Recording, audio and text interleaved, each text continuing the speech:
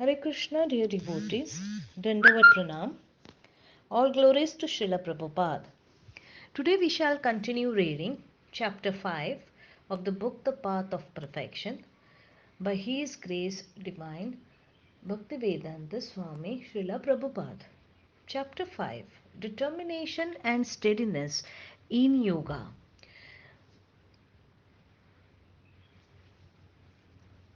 Yatha Deepo Nivattastao Nangatsapam Smrata Yogino Yata Chittasya Yojanto Yogam Atmanah. As a lamp in a windless place does not waver, so the transcendentalist whose mind is controlled remains always steady in his meditation on the transcendence of self. Reads Bhagavad Gita 6.19. If the mind is absorbed in Krishna consciousness, it will remain as steady as the flame of a candle that is in a room where there is no wind. Therefore, it is said that a truly Krishna conscious person, always absorbed in transcendence, in constant, undisturbed meditation on his worshipable Lord, he is as steady as a lamp or candle in a windless place. Just as the flame is not agitated, the mind is not agitated, and that steadiness is the perfection of yoga. The state of one thus steadily situated in meditation on the transcendent self or the supreme Lord is described by Sri Krishna in the following verses of Bhagavad Gita 6.20 to 23.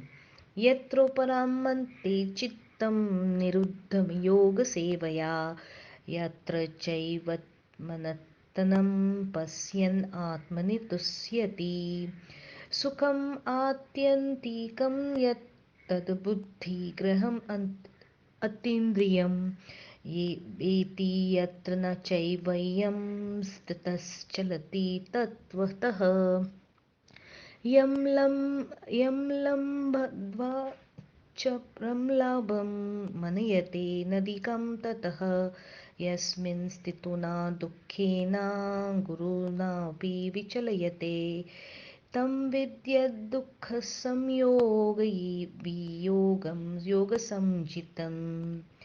In the state of perfection called trance or samadhi, one's mind is completely restrained from material mental activities by practice of yoga. This is characterized by one's ability to see the self by the pure mind and to relish and rejoice in the self. In that joyous state, one is situated in boundless transcendental happiness realized through transcendental senses. Established thus, one never departs from the truth, and upon gaining this, he thinks there is no greater gain. Being situated in such a position, one is never shaken, even in the midst of greatest difficulty.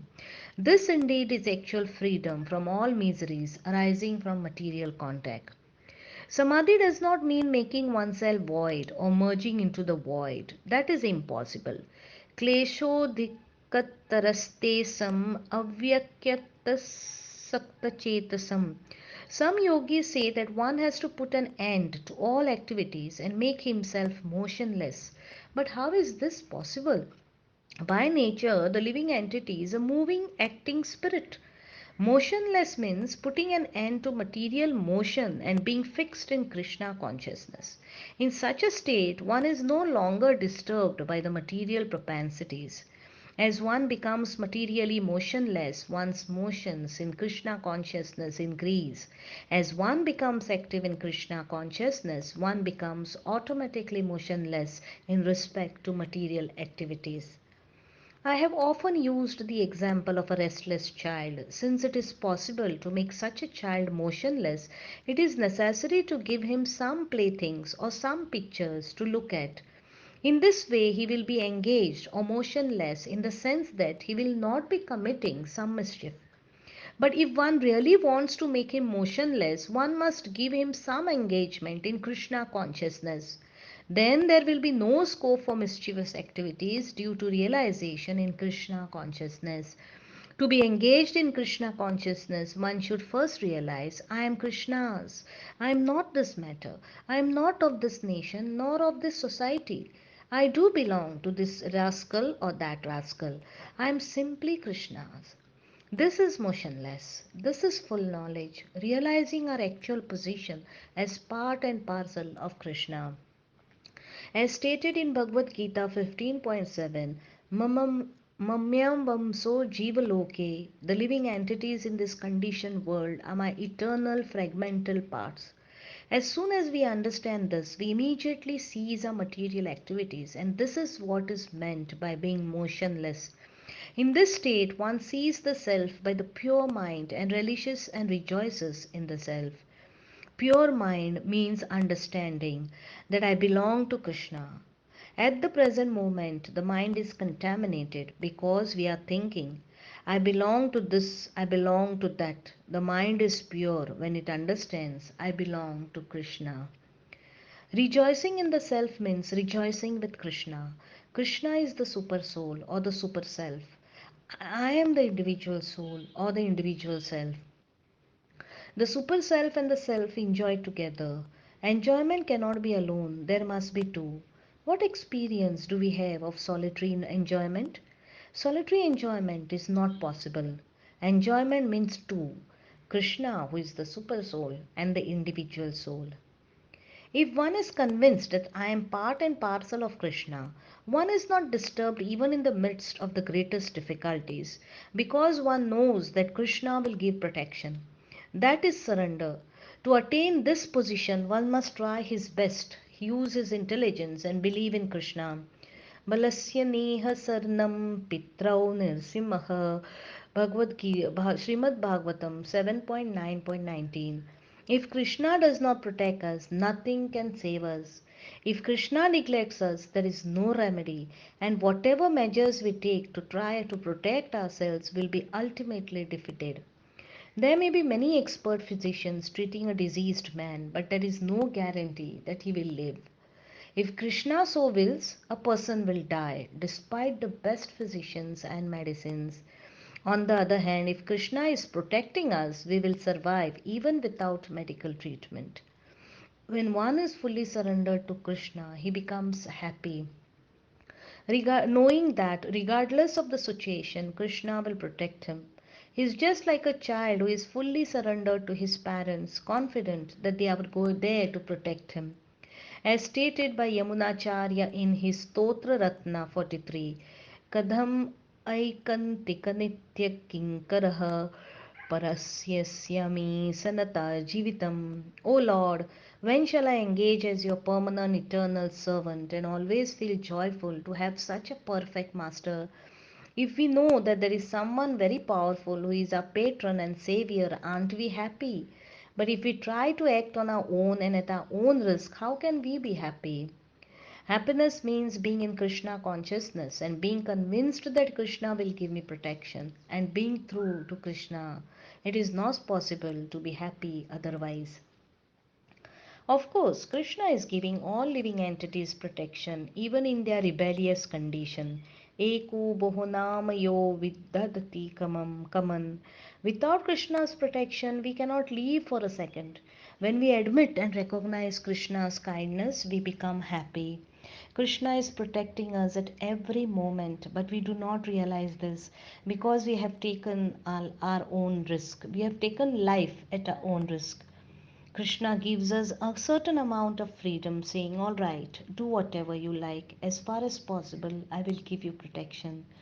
However, when the living entity is fully surrendered to Krishna, Krishna takes total charge and gives special protection. If a child grows up and doesn't care for his father and acts freely, what can his father do? He can only say, do whatever you like. But when a son puts himself fully under his father's protection, he receives more care. As Krishna states in the ninth chapter of Bhagavad Gita, verse 29, Samoham sarvabhutesu na me devastita priyah ye bhajanti tummam bhaktya maite tusi chapi aham. I envy no one, nor am I partial to anyone. I am equal to all. But whoever renders service unto me in devotion is a friend, is in me, and I am also a friend to him. How can Krishna be envious of anyone? Everyone is Krishna's son. Similarly, how can Krishna be any enemy towards anyone? Since all living entities are Krishna's sons, he is everyone's friend. Unfortunately, we are not taking advantage of his friendship, and that is our disease. Once we recognize Krishna as our eternal Father and friend, we can understand that He is always protecting us, and in this way we can be happy.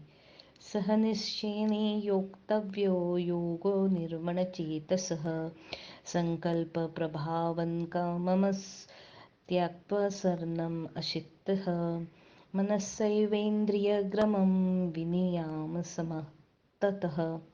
One who engages oneself in the practice of yoga with determination and faith and not be deviated from the path.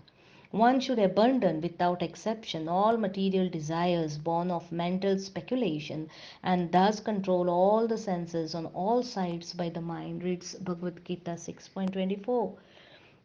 As stated before, this determination can be attained only by one who does not indulge in sex. Celibacy makes one's determination strong. Therefore, from the very beginning, Krishna states that the yogi does not engage in sex. If one indulges in sex, one's determination will be flickering. Therefore, sex life should be controlled according to the rules and regulations governing the grihastha ashram, or sex should be given up altogether. Actually, it should be given up altogether, but if this is not possible, it should be controlled. Then determination will come, because after all, determination is a bodily affair. Determination means continuing to practice Krishna consciousness with patience and perseverance. If one does not immediately attain the desired results, one should not think, "Oh, what is this Krishna consciousness? I will give it up." No, we must have determination and faith in Krishna's words. In this regard, there is a mundane example. When a young girl gets married, she immediately hankers for a child. She thinks, "Now I am married, I must have a child immediately." But how is this possible? The girl must have patience, become a faithful wife, serve her husband, and let her love grow. Eventually, because she is married, it is certain that she will have a child. Similarly, when we are in Krishna consciousness, our perfection is guaranteed. But we must have patience and determination. We should think, "I must execute my duties," and should not be impatient. Impatience is due to loss of determination, and loss of determination is due to excessive sex. The yogi should be determined and should patiently prosecute Krishna consciousness without deviation. One should be sure of success at the end and pursue this course with great perseverance, not becoming discouraged if there is any delay in the attainment of success. Success is sure for the rigid practitioner. Regarding Bhakti Yoga, Rupa Goswami says, "Uta sahan nischayadhairat tat tat karma paravartanat sangatyagat sato vrittah sadbhir bhakti prasiddhyayati."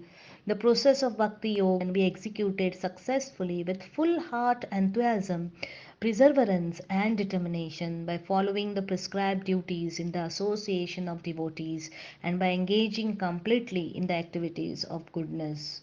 Upadesh Marata 3. As for determination, one should follow the example of the sparrow who lost her eggs in the waves of the ocean. A sparrow laid her eggs on the shore of the ocean, but the big ocean carried away the eggs on its waves. The sparrow became very upset and asked the ocean to return her eggs. The ocean did not even consider her appeal. So the sparrow decided to dry up the ocean. She began to pick up the water in small beak, and everyone laughed at her for her impossible determination. The news of her activity spread, and when at last Garuda, the gigantic bird carrier of Lord Vishnu, heard it, he became compassionate towards his small sister bird, and so he came to see her. Garuda was very pleased by the determination of the small sparrow, and he promised to help. Thus Garuda at once asked the ocean to return her eggs, lest he himself take up the work of the sparrow. The ocean was frightened by this and returned the eggs. Thus the sparrow became happy by the grace of Garuda. Similarly, the practice of yoga, especially Bhakti yoga in Krishna consciousness, may appear to be a very difficult job. But if anyone follows the principles with great determination, the Lord will surely help, for Lord help those who help themselves. Sanaya sanay upramed buddhya dhriti grihtayah आत्मा आत्मा संस्थामनः कृत्वा न किंचित अपि चिन्तयेत्. Gradually, step by step, one should become situated in trance by means of intelligence sustained by full conviction, and thus the mind should be fixed on the self alone and should think of nothing else. Bhagavad Gita 6.25. When we are the self and Krishna is also the self, when there is sunlight, we can also see the sun and ourselves also. However, when it's dense darkness, we sometimes cannot even see our own body. Although the body is there, the darkness is so dense that I cannot see myself. But when the sunshine is present, I can see myself as well as the sun. Similarly, seeing the self means first of all seeing the Supreme Self Krishna. In the Katha Upanishad, it is stated, Nityo Nityam Chetanas Chetananam. The Supreme Self is the chief eternal of all eternals, and He is the chief living being of all living beings. Krishna consciousness means fixing the mind on Krishna, and thus, when the mind is thus fixed, it is fixed on the complete whole. If the stomach is cared for and supplied nutritious food, all the bodily limbs are nourished and we are in good health.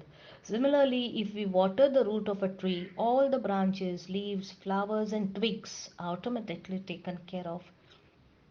By rendering service to Krishna, we automatically render the best service to all others. Thank you very much. All glories to Srila Prabhupada. Hare Krishna, Krishna Krishna, Hare Hare, Hare Rama, Rama Rama, Hare Hare.